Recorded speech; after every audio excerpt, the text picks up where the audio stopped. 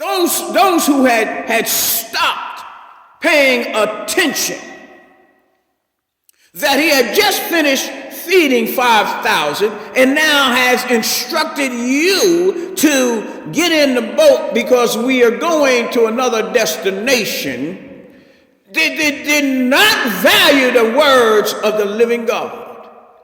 Because had you considered who was talking, who just did the 5,000, fed the 5,000 plus women and children, so you got close to 15,000, and he only had a couple of fish and some bread.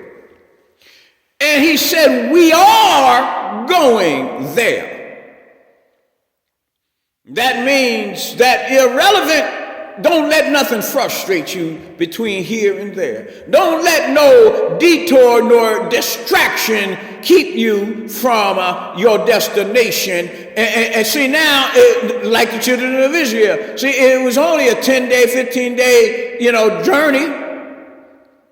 But because your attitude, because of me, in a whining attitude, in a slave thinking attitude, a resentful attitude, cost you everything.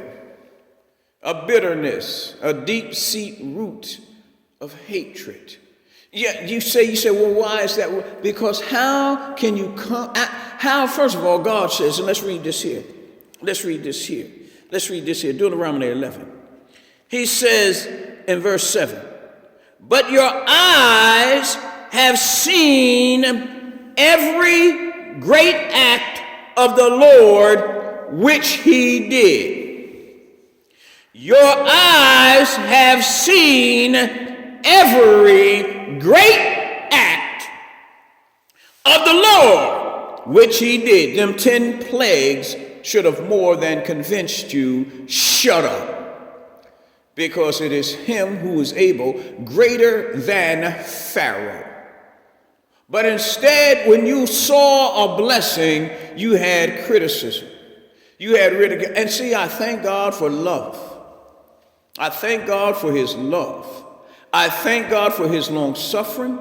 I thank God that time don't matter to him, because sometimes I've been a knucklehead. I have wasted time.